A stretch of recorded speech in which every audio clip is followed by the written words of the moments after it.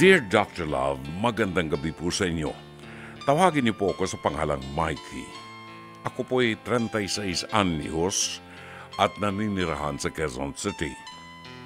Matagal na rin po akong freelancer kaya nasanay po akong magtrabaho sa iba't ibang projects at companies. Ito na rin po kasi ang nakasanayan ko mula nang magsimula akong magtrabaho right after graduation.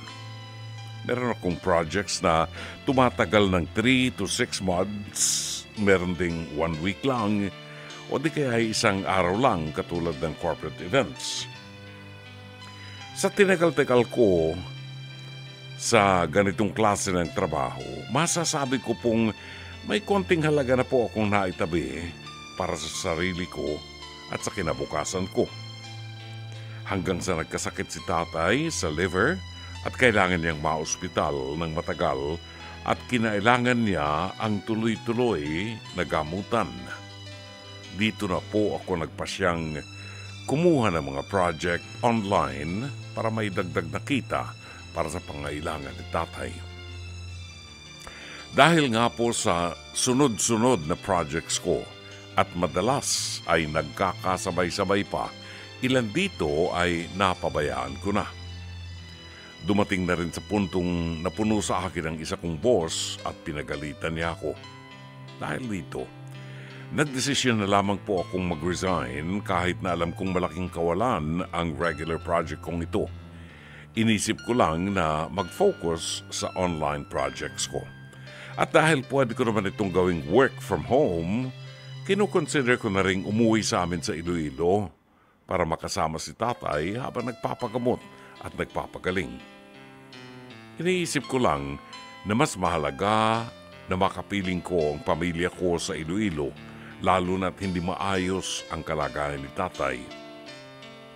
Alam kong kahit hindi sapat ang kinikita ko sa ngayon, mas importanteng makasama ko mga mahal ko sa buhay, sa hirap at ginhawa.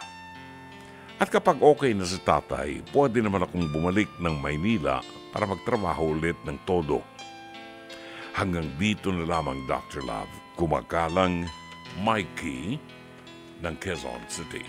Maraming salamat sa iyo, Mikey, sa pagtitiwala mo sa ating palatuntunan at tanggapin mo ang isang mataas na paghanga sa iyo at pagsaludo ng programang ito dahil sa iyong desisyon na isa-isang tabi ang iyong mga personal na pangarap at mga personal na benepisyo sa paghihirap mo para makapaghanap buhay at guminhawa ang iyong buhay.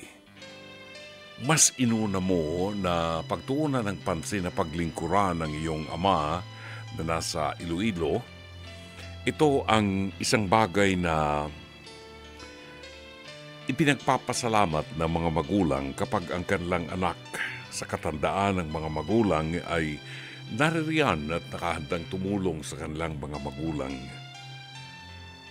Hindi sa pagtaraw ng utang na loob, kung hindi sa pagpapadama ng pag-ibig at pagmamahal at pasasalamat sa mga sakripisyo ng kanilang mga magulang.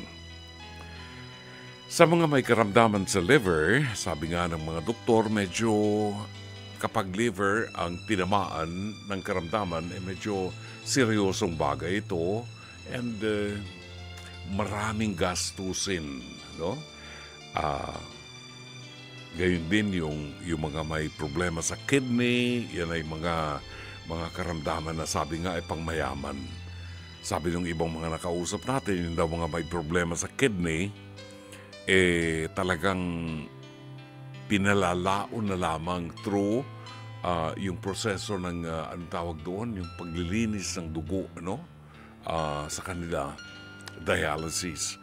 Pinalalaon, pinatatagal na lamang at ang tulong ng dialysis ay para gampanan ang dapat na trabaho ng kidney. Subalit maraming naaapektuhan na organs sa ating katawan. Maaari kang bumalik, Mikey, sa trabaho mo pagkatapos mong makapaglingkod sa iyong ama, sa iyong magulang, o makita mo man lamang na bumubuti ang kanyang pakiramdam. Kung bumuti ang kanyang pakiramdam, well, may tungkulin ka rin sa sarili mo na kinakailangang maabot mo ang mga pangarap mo at mabigyan mo ng magandang kinabukasan ang iyong sarili.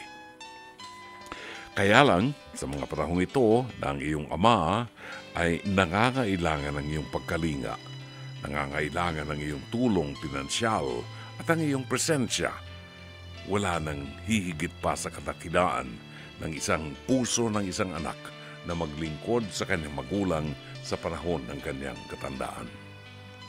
Sana'y natulungan ka ng palatuntunan ito. As always, Dr. Love.